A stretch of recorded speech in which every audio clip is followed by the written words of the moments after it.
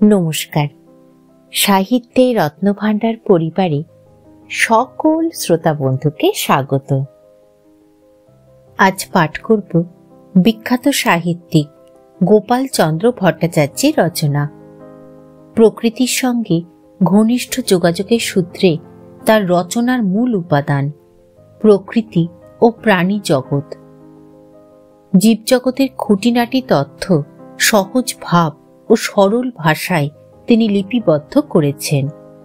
লেখকের অনুসন্ধিৎসা এবং পর্যবেক্ষণ ক্ষমতা তার বিজ্ঞান বিষয়ক প্রবন্ধগুলিকে বাংলা সাহিত্যের অমূল্য সম্পদে পরিণত করেছে। বাংলা ভাষায় বিজ্ঞান বিষয়ক রচনার জন্য তিনি রবীন্দ্র পুরস্কার পেয়েছিলেন। তার উল্লেখযোগ্য গ্রন্থগুলি হল বাংলার মাকড়সা, বাংলার কীটপতঙ্গ ইত্যাদি। তাহলে চলুন সবাই মিলে একসাথে শুনি কুমোরে পোকার বাসাবাড়ি। আমাদের দেশে ঘরের আনাচে কানাচে বা দেওয়ালের গায়ে লম্বাটে ধরনের এবড়ো খেবড়ো এক একটা শুকনো মাটির ডেলা লেগে থাকতে দেখা যায়। সেগুলি এক প্রকার কালো রঙের লিকলিকে কুমোরে পোকার বাসা। এই পোকাগুলির গায়ের রং আগাগোড়া মিশমিশে কালো। কেবল শরীরের মধ্যস্থলে বোটার মতো সরু অংশটি হলদে। ডিম পাড়বার সময় হলেই এরা বাসা তৈরি করবার জন্য উপযুক্ত স্থান খুঁজতে বের হয়। 2-4 দিন ঘুরে ফিরে মনোমতো কোনো স্থান দেখতে পেলেই তার আশেপাশে বারবার ঘুরে বিশেষভাবে পরীক্ষা করে দেখে। তারপর খানিক দূর উড়ে গিয়ে আবার ফিরে আসে এবং স্থানটাকে পুনঃ দেখে নেয়। 2-3 বার এরূপভাবে এদিক ওদিক উড়ে অবশেষে কাদামাটির সন্ধানে বের হয়।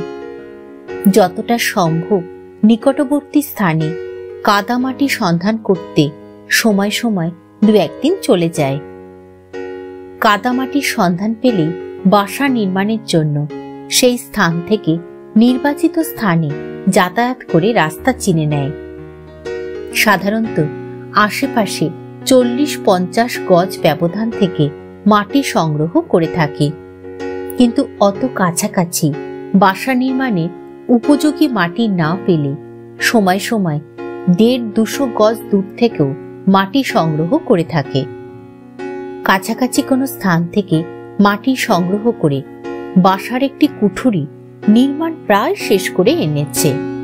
এমন সময় সেই স্থানে কাদামাটি চাপা দিয়ে বা বাসাটা সরিয়ে ফেলে দেখেছি। সংস্কার বশেই হোক আর বুদ্ধি করেই হোক, কুমোরে পোকাটা বাসার সন্ধান না পেয়ে কোনো একটা জলাশয়ের পাড়ে উড়ে গিয়ে সেখান থেকে ভিজা মাটি সংগ্রহ করে পূর্বের জায়গায় নতুন করে বাসা তৈরি শুরু করেছে। যত বাড়ি এরূপ করেছি তত বাড়ি দেখেছি। পুকুর বা নালা, ডোবা যত দূরেই থাকুক না কেন, সেখান থেকেই ভিজা মাটি এনে বাসা তৈরি করেছে। এই সব অসুবিধার জন্য অবশ্য বাসা নির্মাণে যথেষ্ট বিলম্ব ঘটে। একটি কুঠুরি তৈরি হয়ে গেলেই তার মধ্যে উপযুক্ত পরিমাণ খাদ্য অর্থাৎ পোকামাকড় ভর্তি করে তাতে একটি মাত্র ডিম পেড়ে মুখ বন্ধ করে তারই গা ঘেঁষে নতুন কুঠুরি নির্মাণ শুরু করে। কাজেই এ থেকে মনে হয় যে কুমোরে পোকা ইচ্ছামতো ডিম পাড়বার সময় নিয়ন্ত্রণ করতে পারে। বাসা নির্মাণের জন্য মাটি সংগ্রহ করবার সময় উড়ে গিয়ে ভিজা মাটির উপর বসে এবং লেজ নাচাতে নাচাতে এদিক ওদিক ঘুরে ফিরে দেখে। উপযুক্ত মনে হলেই সেখান থেকে ভিজা মাটি তুলে নিয়ে চোয়ালের সাহায্যে খুব ছোট্ট এক ডেলা মাটি মটর দানার মতো গোল করে মুখে করে উড়ে যায়। মাটি খুঁড়ে তোলবার সময় অতি তীক্ষ্ণ স্বরে এক টানা গুনগুন শব্দ করতে থাকে। মুখ দিয়ে চেপে চেপে মাটির ডেলাটিকে দেওয়ালের গায়ে অর্ধচন্দ্রাকারে বসিয়ে দেয়। মাটির ডেলাটিকে লম্বা করে চেপে বসাবার সময়ও তীক্ষ্ণ স্বরে এক টানা গুনগুন শব্দ করতে থাকে। কোনো অদৃশ্য স্থানে বাসা বাঁধবার সময়ও এই গুনগুন শব্দ শুনেই বুঝতে পারা যায় কুমোরে পোকা বাসা বাঁধছে। পুকুর ধারে কাদামাটির উপর মাছির মতো এক প্রকার ক্ষুদ্র ক্ষুদ্র পোকা ঘুরে ঘুরে আহার সংগ্রহ করে। এরূপ স্থলে মাটি তোলবার সময় ওইরূপ কোনো পোকা তার কাছে এসে পড়লে মাটি তোলা বন্ধ রেখে তাকে ছুটে গিয়ে তাড়া করে। যা হোক, বারবার এরূপ এক এক ডালা মাটি এনে ভিতরের দিকে ফাঁকা রেখে ক্রমশ উপরের দিকে বাসা গেঁথে তুলতে থাকে। প্রায় 1.25 ইঞ্চি লম্বা হলেই গাঁথুনি ক্ষান্ত করে। এরূপ একটি কুঠুরি তৈরি করতে প্রায় 2 দিন সময় লেগে যায়। ইতিমধ্যে মাটি শুকিয়ে বাসা শক্ত হয়ে যায়। কুমোরে পোকা তখন কুঠুরির ভিতর প্রবেশ করে মুখ থেকে এক প্রকার লালা নিঃসৃত করে তার সাহায্যে কুঠুরির ভিতরের দেয়ালে প্রলেপ মাখিয়ে দেয়। প্রলেপ দেওয়া শেষ হলে শিকারের অন্বেষণে বের হয়। আমাদের দেশে বিভিন্ন জাতীয় ক্ষুদ্র ক্ষুদ্র মাকড়সার অভাব নেই। তারা জাল বোনে না, ঘুরে ঘুরে শিকার ধরে। এই কুমোরে পোকারা বেছে বেছে এরূপ ভ্রমণকারী মাকড়সা শিকার করে থাকে।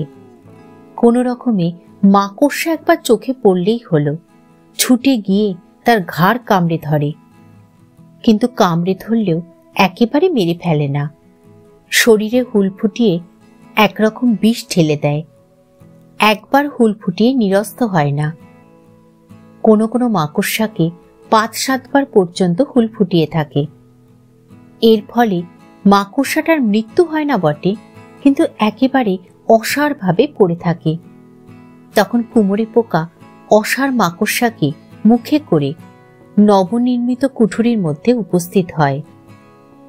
কুঠুরির নিম্নদেশে মাকড়সাটাকে চিৎ করে রেখে তার উদরদেশের এক পাশে লম্বাটে ধরনের একটি ডিম পাড়ে। ডিম পেড়েই আবার নতুন শিকারের সন্ধানে বের হয়। সারাদিন অক্লান্ত পরিশ্রম করে 10-15টা মাকড়সা সংগ্রহ করে সে কুঠুরির মধ্যে জমা করে। আবার 2-3 ডালা মাটি এনে কুঠুরির মুখ সম্পূর্ণরূপে বন্ধ করে দেয়। তারপর 2-1 দিনের মধ্যেই পূর্বোক্ত কুঠুরির গায়ে আরেকটি কুঠুরি নির্মাণ শুরু করে। সেই কুঠুরিটিও মাকড়সা পূর্ণ করে তাতে ডিম পেড়ে মুখ বন্ধ করবার পর 3য় কুঠুরি নির্মাণ করতে আরম্ভ করে। এরূপে এক একটি বাসার মধ্যে 4-5টি কুঠুরি নির্মিত হয়। ডিম পাড়া সম্পূর্ণ হয়ে গেলে সে তার ইচ্ছা মতো যে কোনো স্থানে চলে যায়। বাসার আর কোনো খোঁজ খবর নেয় না। বাচ্চাদের জন্য খাদ্য সঞ্চিত রেখেই সে খালাস। শেষ হল কুমোরে পোকার এক আশ্চর্য জীবন কাহিনী। ফিরে আসব আবার নতুন কোনো গল্প বা কোনো রচনা সঙ্গে নিয়ে। সবাই খুব ভালো থাকবেন। নমস্কার।